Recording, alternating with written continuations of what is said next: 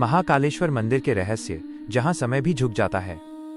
प्रस्तावना: एक ऐसा स्थान जहां विज्ञान भी मौन है। भारत में कई मंदिर हैं। हर मंदिर की अपनी कहानी है, अपनी आस्था है, लेकिन एक मंदिर ऐसा है जो सिर्फ आस्था का केंद्र नहीं, बल्कि रहस्यों का द्वार है। यह मंदिर है प्राचीन नगरी उज्जैन में स्थित महाकालेश्वर मंदिर। कहा जाता है, यहां समय अलग चलता है, यहां मृत्यु भी एक उत्सव बन जाती है, और यहां आने वाला व्यक्ति कभी वैसा नहीं लौटता जैसा वो आया था। अध्याय 1: महाकाल, समय के स्वामी। महाकाल शब्द का अर्थ ही अपने आप में एक रहस्य है। महा यानी महान, काल यानी समय और मृत्यु यानी वह शक्ति जो समय को नियंत्रित करती है, जो जन्म और मृत्यु के चक्र को चलाती है। पुराणों के अनुसार भगवान शिव का यह रूप सबसे शक्तिशाली और सबसे भयावह माना जाता है। यही कारण है कि महाकालेश्वर मंदिर को सिर्फ एक पूजा स्थल नहीं, बल्कि ऊर्जा का महाकेंद्र कहा जाता है। अध्याय 2: दक्षिणमुखी शिवलिंग, एक अनोखा रहस्य। महाकाल मंदिर की सबसे बड़ी विशेषता है यहाँ का दक्षिणमुखी शिवलिंग। भारत में अधिकांश शिवलिंग पूर्व या उत्तर दिशा में होते हैं, लेकिन यहाँ शिवलिंग दक्षिण की ओर है। हिंदू धर्म में दक्षिण दिशा को यमराज, मृत्यु के देवता की दिशा माना जाता है। इसका अर्थ है कि यहाँ स्वयं मृत्यु के स्वामी विराजमान हैं। मान्यता है कि यहाँ पूरी श्रद्धा से की गई पूजा अकाल मृत्यु के भय को सदा के लिए समाप्त कर देती है। अध्याय 3: भस्म आरती, मृत्यु का उत्सव। महाकाल मंदिर का सबसे रहस्यमयी अनुष्ठान है भस्म आरती।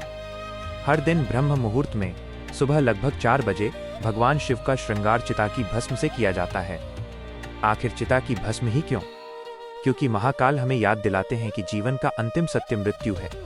यह परंपरा सिखाती है कि अहंकार, धन और यह नश्वर शरीर सब अंत में राख हो जाने वाले हैं। अध्याय 4: क्या आज भी असली चिता की भस्म इस्तेमाल होती है? ये एक बड़ा सवाल है।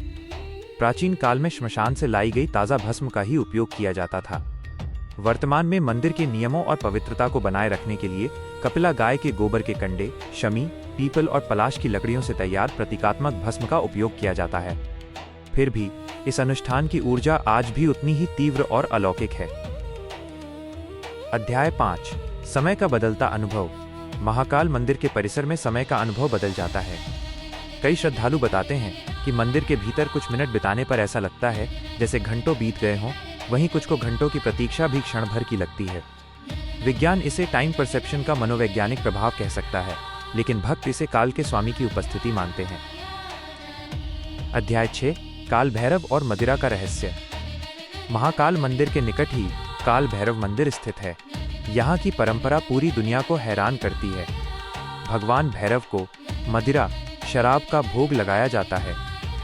जैसे ही मदिरा का प्याला मूर्ति के मुख के पास लाया जाता है, वो तरल देखते ही देखते गायब हो जाता है। ना कोई छेद, ना कोई गुप्त पाइप, आज तक कोई वैज्ञानिक इस रहस्य की गुत्थी नहीं सुलझा पाया। अध्याय 7: अदृश्य ऊर्जा का अनुभव। साधु संतों का मानना है कि उज्जैन पृथ्वी का नाभि केंद्र, सेंटर ऑफ द अर्थ है। यहाँ एक विशेष प्रकार का कंपन महसूस होता है।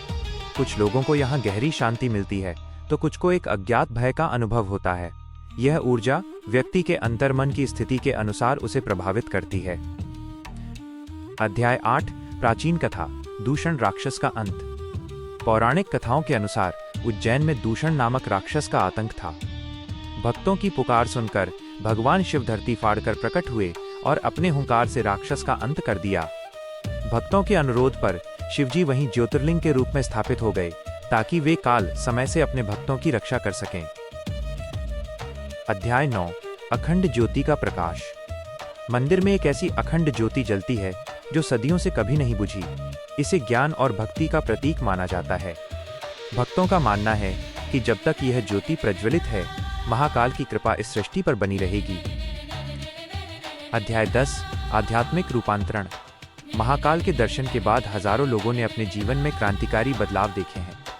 यहाँ से लोग केवल शांति लेकर नहीं जाते, बल्कि जीवन जीने का एक नया दृष्टिकोण लेकर लौटते हैं। डर का अंत और सत्य की खोज ही महाकाल की असली शिक्षा है। अध्याय 11: विज्ञान बनाम आस्था। जहाँ विज्ञान साक्ष्यों और प्रयोगों पर रुक जाता है, वहाँ से महाकाल की महिमा शुरू होती है। ऊर्जा का अनुभव मानसिक हो सकता है या भौतिक, लेकिन जो लाखों लोग वहां जाकर परिवर्तित होते हैं, वो अनुभव पूरी तरह वास्तविक है। समापन। महाकाल का सत्य।